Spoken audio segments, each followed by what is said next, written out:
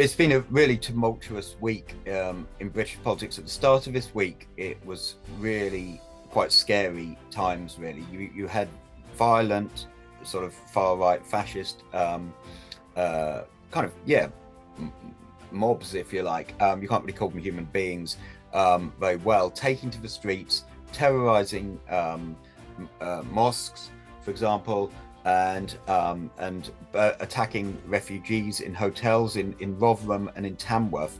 They far right groups came en masse. We had small counter protests of Stand Up to Racism. We organised kind of counter protests to try and defend these hotels, but we were outnumbered, and we were forced to retreat by the police. They then went in and set those buildings alight. They tried to do essentially a form of mass murder, a form of terrorism at the refugees inside the hotel.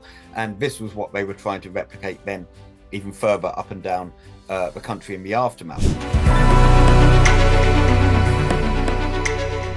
There's a long history of racism in Britain. In some ways, Britain, you could say, because of the empire, because of its role in colonialism, because of its role in slavery, the slave trade, we're one of the British ruling class, you could say, was one of some of the inventors of slavery out in the plantations in the New World, in the Atlantic. But that's where racism comes from, as a divide and rule strategy from the top of society. But in Britain, there's been waves of migration. Britain's incredibly, multicultural society, very diverse society. But each time there's been waves of migration, going back to, you go back to, the Jewish people, medieval period, but in the modern period, with Irish migration after the Irish famine in the 19th century, or Jewish migration in the late 19th century from pogroms in Eastern Europe and Tsarist Russia, up to West Indian migration after the Second World War, and South Asian migration, again in the post-war period in Britain, up to, for example, say Albanians, East Europeans coming in to Britain today, and amid the wider refugee crisis. There's a long history of racism stirred up by sections, often elite sections of British society, against new waves of migrants. But there's always been, as well, tremendous histories of anti-racism as well within British society, among the British working class movement. For example, the Chartist movement in the 19th century was led by a black figure, William Cuffey. That was the first sort of struggle, democratic movement for kind of workers, right of workers to vote in Britain. So there's kind of countercurrents as well of anti-racism as well in Britain, as well as a long history, as you say, of racism. I think that, if I could add, I mean, in terms of fascism specifically, in Britain, there's also long history of British fascism. In the 1930s, you had Oswald Mosley, British Union of Fascists, stirring up hatred against Jewish people in London, in the East End. In the post-war period, you had the National Front in the 1970s, again, a fascist organisation with kind of links back to the British Union of Fascists. More recently in Britain, we've had the British National Party in the 2000s, and then what we're confronted with today, which is sort of the remnants of the English Defence League, in some ways set up by Tommy Robinson. That's what's caused the current riots, is particularly Tommy Robinson as a British fascist.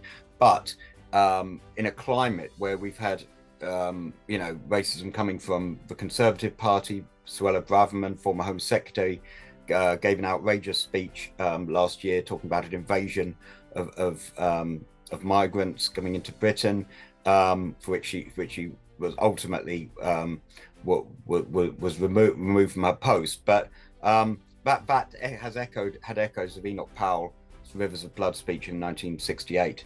And also we've had in Britain Nigel Farage, whose Reform Party now has 5 MPs in Britain, and that's incredibly, sort of unprecedented to have a kind of far right bloc in the British Parliament. And that also has given huge confidence to the kind of fascists around Tommy Robinson to do what they did on the streets, the horrors, the terror they unleashed on the streets a week ago. 2008, really 2007, 2008, we've been in a long period of depression, of austerity, of suffering, of poverty. Among many people in Britain, we've had 14 years of Conservative government now. And so you've had this built up anger there that's growing amid the kind of steady, poisonous drip of racism coming from our, sections of the media, politicians, and so on. And that helped feed into that kind of bitterness, that kind of anger that exploded in the riots, if you like. There's deep levels of discontent, of bitterness in British society. And I think the other point to make is in the 1970s and in the current period, the other thing is when Labour are in office, that's always a time that the far right try and grow in Britain. In the 1970s, it was 1974 to 79 government of Labour presiding over a time of economic crisis and difficulty, and failing really to actually stand up for Labour, if you like, for workers in that period, instead imposing a kind of austerity, a kind of on workers. That's the climate where the far right can come in and build. And so in Britain, the far right, the fascists, have been waiting for this moment really to have a Labour government now in Britain. And so they can then, their idea is they can take to the streets, they can dominate the airwaves on the media, they can try and appear they are the opposition to Labour as the new Keir Starmer government imposes its own forms of kind of austerity on people in the years ahead. So that's the big challenge really for anti-racists and anti-fascists. I mean, in Stand Up to Racism, we stand in that tradition of going back to the Anti-Nazi League and organisations like that, in trying to build mass mobilisation so that we can confront the far right in mass numbers on the streets, make sure that the streets remain a place where the far right are afraid to show their faces up and down in towns and cities in the country, and instead we can defend the best traditions and celebrate the best traditions of multiculturalism in Britain, diversity, and so on, and say actually Britain, we're the sixth richest country in the world. We should be a society where refugees are welcome here, where migrants are welcome here, where our long-standing Muslim communities feel safe to go out of their houses. That's what we're trying to that's the challenge we face in Britain right now. But thanks. It's been a really tumultuous week in British politics. At the start of this week, it was really quite scary times, really. You had violent, sort of far right fascist mobs, if you like. You can't really call them human beings very well, taking to the streets, terrorizing mosques, for example, and attacking refugees in hotels in Rotherham and in Tamworth.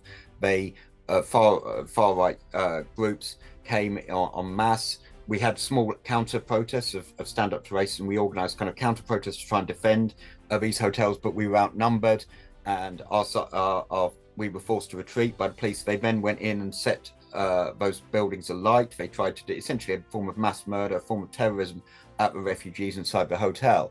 And this was what they were trying to replicate then even further up and down the country in the aftermath. So at the start of this week, it was very scary. In Brighton, we heard there was a potential threat where I'm based of the far right coming on Wednesday in Brighton, and in a number of places up and down the country. But what's completely changed the whole narrative now in Britain, for the moment at least, there's no room for complacency in the current period, because of that deep-seated racism I was talking about in society, that still exists.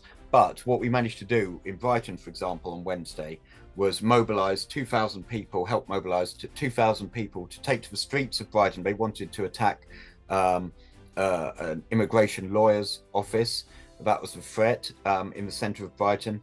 We had 2,000 people came out and standing in front of that office defending it, and there were only 5 far-right fascists, racists, who turned up and dared show their faces. I think there were probably more watching, but when they saw the numbers on our side, they, skulked away.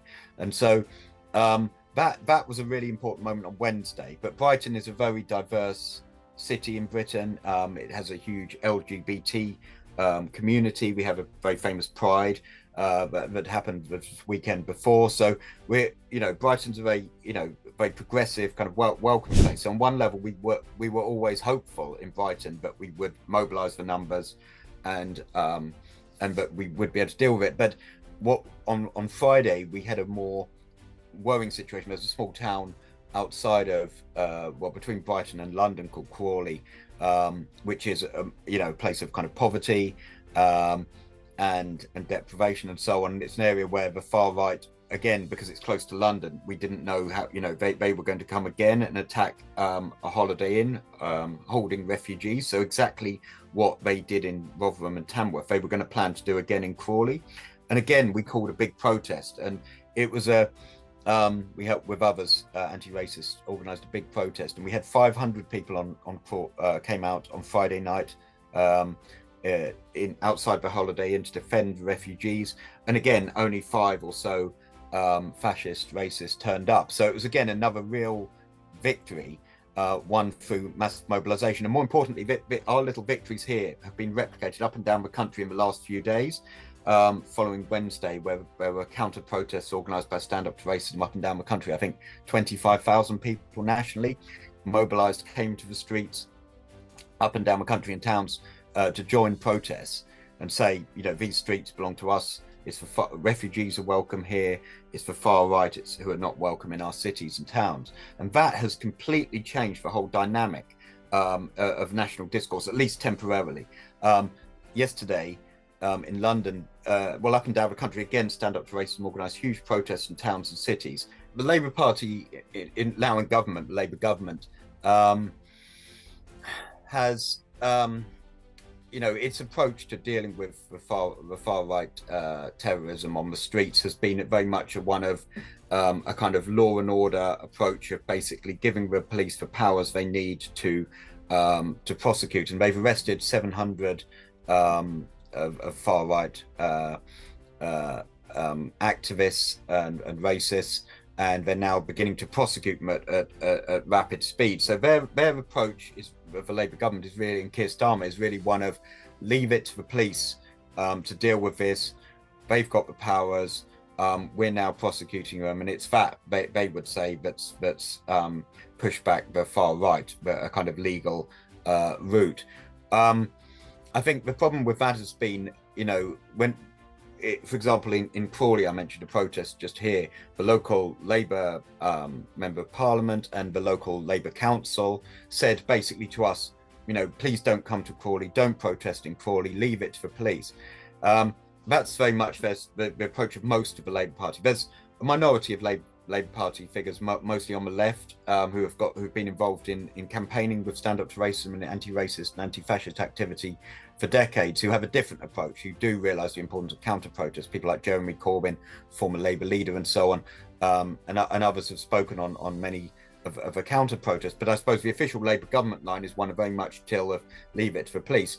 And the problem with the problem is in places like Rotherham, as I mentioned, in places like Tamworth, the police, didn't have, they didn't ultimately protect those Holiday Inns, those hotels, from being set on light by far right. And so, whereas if, for example, there'd been a much bigger counter protest outside those hotels, like we did in Crawley, that I think would have made the difference. I think that's the decisive factor, is the mass mobilisations on the street.